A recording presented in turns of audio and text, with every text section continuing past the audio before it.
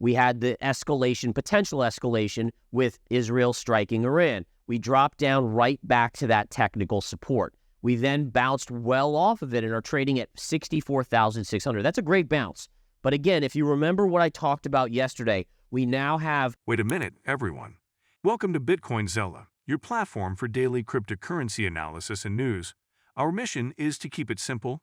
Bitcoin Zella offers engaging information that is easy to understand. Our analysts keep their eyes on the latest news to provide valuable insights via email. Don't miss out on this opportunity. Join our community of 10,000 subscribers and experience the new edge with Bitcoin Zella. Subscribe now. In this video, Gareth will share his insights on Bitcoin's bounce or break. Will the confirmed support hold, or will we see a break to the downside? Ethereum's edge. As Ethereum kisses support, what's next? A bounce to 3,400 or a break below 3,000? Amidst geopolitical tensions, gold's wild swings have investors on edge. Will the daily topping tail dictate the direction? Let's join Gareth in this interview about these topics and more. First chart I want to take a look at, we got to look at Bitcoin. So Bitcoin, we saw it initially flush on fear, right? So the fear was we had the escalation, potential escalation with Israel striking Iran. We dropped down right back to that technical support. We then bounced well off of it and are trading at 64,600. That's a great bounce. But again, if you remember what I talked about yesterday, we now have a confirmed support. So this is major support. So really, you wouldn't expect it to break here.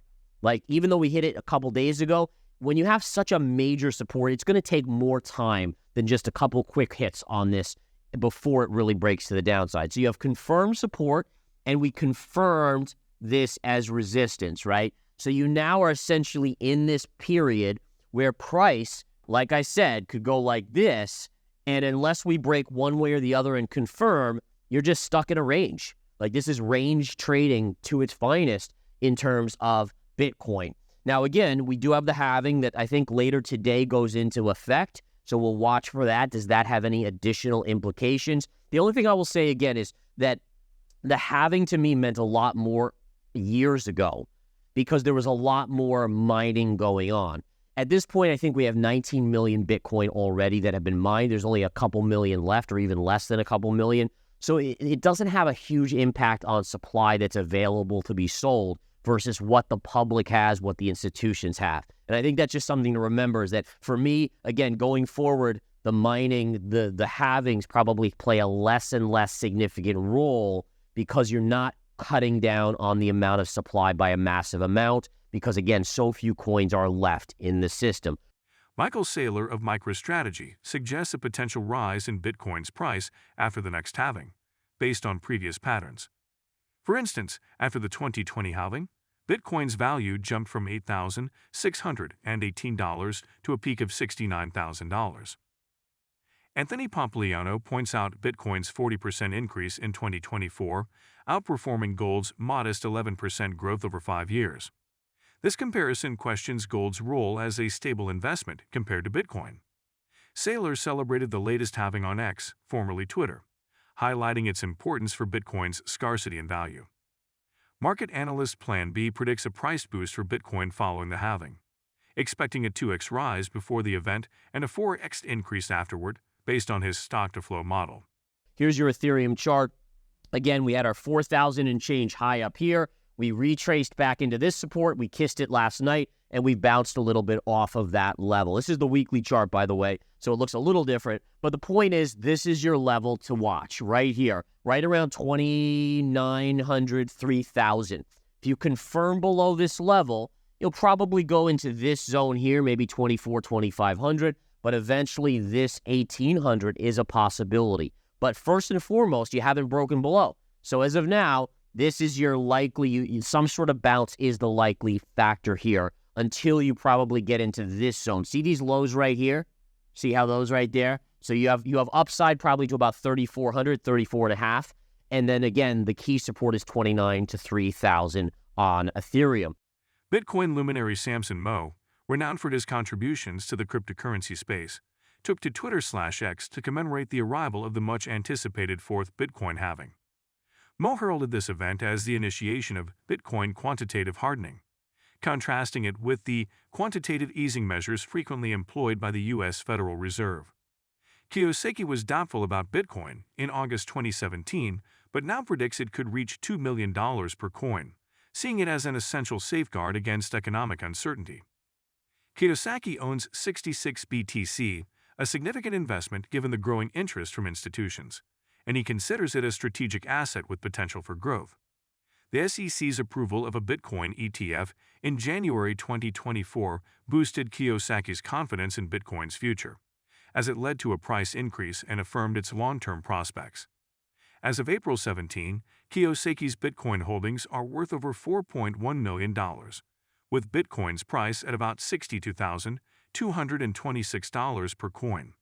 This investment highlights his belief in Bitcoin's wealth-generating potential. If you've been with us so far, a big thank you.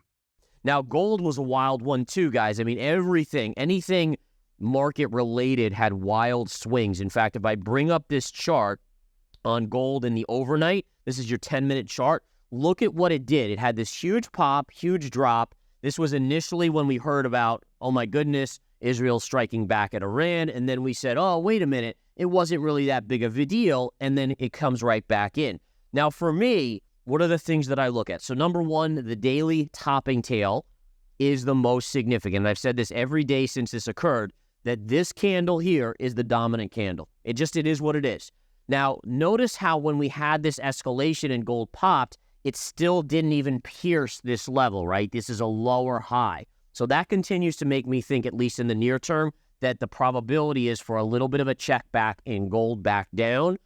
Eventually, my long-term view continues to be the same, which is upside on gold. But right now, again, I would still favor a pullback on gold. Max downside would be 2,200. Then I think 2,120 maybe, and then 2080 is your major level. That would be a gift. If we get back there, that's a huge gift. Oil, here you go. Oil hits my level. I called for this drop earlier this week. It goes right there. Look at what happened. It traded all the way up to almost $86 a barrel from 82, and then we came right back in. Now, listen, we have a level here that this has to hold on oil right here. If you break this and confirm, honestly, I think it's the beginning of a much bigger move down in oil. All right, so you still want to respect this level here, but if we break down here and confirm, you're probably headed back to about $70. You'll probably go all the way back down towards the low end over here. So just keep an eye on this. And again, for me, the case for lower oil is going to be when the U.S. economy cracks. All right, as long as the jobs numbers, and we saw again the initial claims this week, they were pretty strong. Okay, so for the most part, oil should probably hold up there. But if we see a crack and more people filing for unemployment, the non-farm payrolls goes negative, that's where you see oil really start to drop. Lastly, we have our nat gas chart, guys. Nat gas just doing its thing. I love that it's starting to come back up. This is going to be huge. Can we get back up here? We're getting close. We're getting close to this high, which is around 2 to 205. If we can bust through this, then this is where you're headed, again, around 220 to 225. Could it go higher than that? Of course it could. But you just want to respect it as resistance. There's two trend lines coming into that zone right there. If you've been with us so far, a big thank you. Don't forget to subscribe for free to Bitcoin Zella for your daily news.